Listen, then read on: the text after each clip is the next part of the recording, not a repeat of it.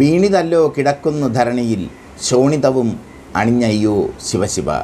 ഈ പദ്യ ശകലം ഇപ്പോൾ ഏറ്റവും കൂടുതൽ യോജിക്കുന്നത് KPCC അധ്യക്ഷനായിരുന്ന കെ സുധാകരനാണ്. കെ സുധാകരൻ കണ്ണൂരിൽ മത്സരിക്കുമ്പോൾ ഒരു കാര്യം പറഞ്ഞിരുന്നു.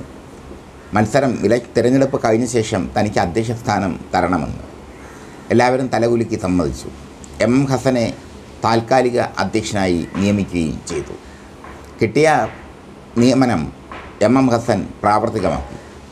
ഗ്രൂപ്പ് പോരുകളും തർക്കങ്ങളുമില്ലാതെ കോൺഗ്രസിനെ മുന്നോട്ട് നയിക്കാൻ എം ഹസന് കഴിഞ്ഞു. AI ഗ്രൂപ്പുകളെയും മറ്റ് വിഘടനവാദികളെയും ഒക്കെ ഒരു കുടക്കീഴിൽ അണിനിരത്തിക്കൊണ്ടാണ് UDF കഴിഞ്ഞ തെരഞ്ഞെടുപ്പിനെ നേരിട്ടത്. അതുകൊണ്ട് തന്നെ UDF സ്ഥാനാർത്ഥികൾ കുറഞ്ഞത് 15 സീറ്റിലെ UDF സ്ഥാനാർത്ഥികൾ നല്ല ഭൂരിപക്ഷത്തിൽ വിജയിക്കുമെന്ന് KPCC വിലയിരുത്തുന്നു.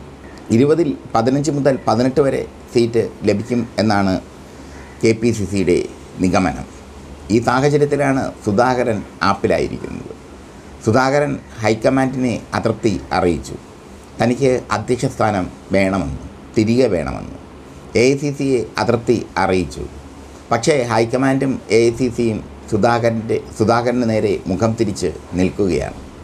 സുധാകരന് നേരെ മുഖം തിരിച്ച് നിൽക്കുക മാത്രമല്ല, സുധാകരനെ കറിവേപ്പിലയാക്കി മാറ്റിക്കഴിഞ്ഞു. KPCC അധ്യക്ഷനെന്ന നിലയിൽ സുധാകരൻ പരാജയമാണെന്ന് AICCയും ഹൈക്കമാൻഡും വിലയിരുത്തുന്നു. AICCയിലും ഹൈക്കമാൻഡിലുമുള്ള നേതാക്കൾക്ക് സുധാകരനോട് അതൃപ്തിയുണ്ട് പല കാര്യത്തിലും. സുധാകരൻ ഒറ്റയ്ക്കാണ് തീരുമാനങ്ങൾ എടുക്കുന്നത്. തൻ്റെ ആശ്രിതരെ മാത്രമേ സുധാകരൻ അടുപ്പിക്കുന്നുള്ളൂ. അങ്ങനെ ഒരുപാട് കുറ്റങ്ങൾ സുധാകരന് നേരെയുണ്ട്. അതുകൊണ്ട് തന്നെ സുധാകരനെ ഇനി അധ്യക്ഷനാക്കരുത് എന്ന് സംസ്ഥാനത്തിലെ AI ഗ്രൂപ്പുകൾ ഒന്നടങ്കം പറയുന്നു. സുധാകരന് പ്രത്യേകിച്ച് ഗ്രൂപ്പൊന്നുമില്ല. സുധാകരന് AICCയിൽ വലിയ സ്വാധീനവുമില്ല. AICCയിലെ കാര്യങ്ങൾ തീരുമാനിക്കുന്നത് KC വേണുഗോപാലാണ്. ഇലക്ഷൻ കഴിഞ്ഞപ്പോൾ കോൺഗ്രസിനൊരു അസന്നിഗ്ധ അവസ്ഥയുണ്ടായി. അതുകൊണ്ട് സുധാകരനെ പിടിച്ച് KPCC പ്രസിഡൻ്റാക്കി. പക്ഷേ സുധാകരൻ അതിനുശേഷം AICCയുടെയോ ഹൈക്കമാൻഡിൻ്റെയോ അനുവാദമില്ലാതെ പല കാര്യങ്ങളും ചെയ്തു. അതിലൊക്കെ അവർക്ക് സുധാകരനോട് അതൃപ്തിയുണ്ട്. സുധാകരനെ പുകച്ച് ചാടിക്കാൻ കൃത്യമായ ഒരു സമയം നോക്കി ഇരിക്കുകയായിരുന്നു AICC എന്ന് വ്യക്തം.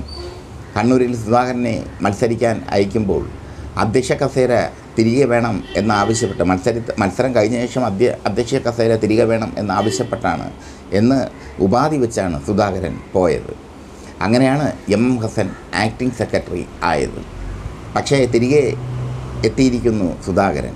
തിരികെ എത്തിയ സുധാകരന് കസേരയില്ലെന്ന് മാത്രമല്ല, AICCയെ സുധാകരൻ പരിഭവം അറിയിച്ചപ്പോൾ അവരിട്ട് മൈൻഡ് ചെയ്യുന്നുമില്ല.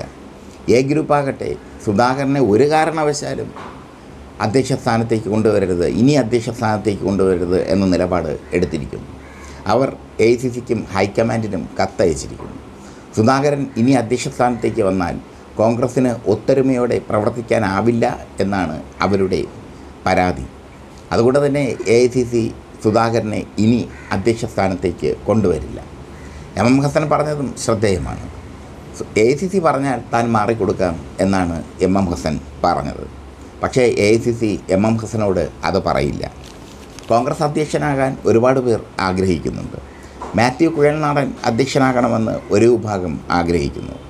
K മുരളീധരൻ, അടൂർ പ്രകാശ്, കൊടിക്കുന്നിൽ സുരേഷ് എന്നിവർക്ക് അധ്യക്ഷനാകാൻ ആഗ്രഹമുണ്ട്.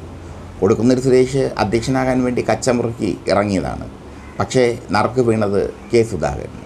പക്ഷേ ഇത്തവണ ഒരുപാട് അധ്യക്ഷ സ്ഥാനമോഹികൾ ഉണ്ട്.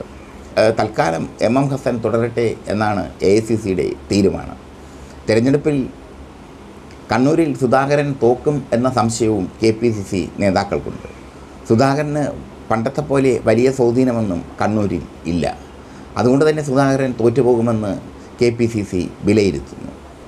എന്തായാലും സുധാകരൻ്റെ ഇപ്പോഴത്തെ അവസ്ഥ ഇതാണ്. കക്ഷത്തിലുള്ളത് പോവുകയും ചെയ്തു, ഉത്തരത്തിലുള്ളത് കിട്ടിയതുമില്ല.